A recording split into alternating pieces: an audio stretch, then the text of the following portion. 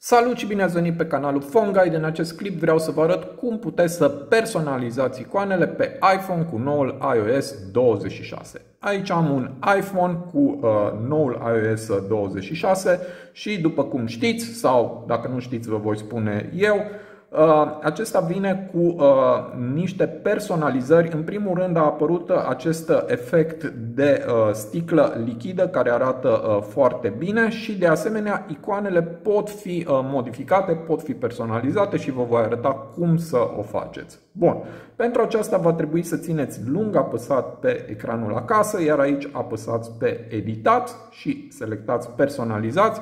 Mi s-a deschis o fereastră nouă de unde pot să personalizez icoanele. Prima variantă este cea implicită, cea care se vede și dacă nu vă place puteți să mergeți pe varianta întunecată. După cum vedeți, acum icoanele au devenit întunecate și aici avem două subopțiuni, întotdeauna sau automat. Dacă punem pe întotdeauna, fundalul a devenit de asemenea puțin mai întunecat.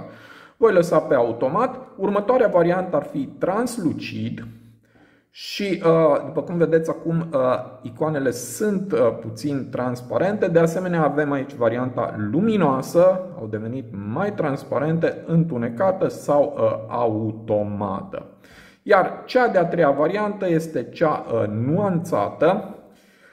Aici am odată o variantă mai întunecată și una mai luminoasă. De asemenea, mai jos am luminos, întunecat și automat. Bun, haideți să punem pe luminos. Putem să modificăm și culoarea dacă mutăm acest cursor, așa, sau putem să le facem mai deschise sau mai întunecate. Bun, și dacă apăs aici, pot să selectez o nuanță din poza de fundal și după cum vedeți, automat icoanele au preluat culoarea pozei din fundal. Bun, voi reveni la prima variantă, cea implicită, pentru că vreau să vă mai arăt aici încă două opțiuni. Prima, dacă apăsăm aici în colțul din dreapta sus, după cum vedeți, icoanele au devenit mai mari și au dispărut etichetele sau ceea ce scria sub ele. Vă mai arăt încă o dată. Deci acum avem scris sub fiecare. Dacă apăs aici, icoanele au devenit mai mari și de asemenea și de aici putem să facem fundalul mai întunecat sau mai luminos. Bun, acestea au fost variantele de customizare pe care cei de la Apple ni le propun pe noul iOS 26.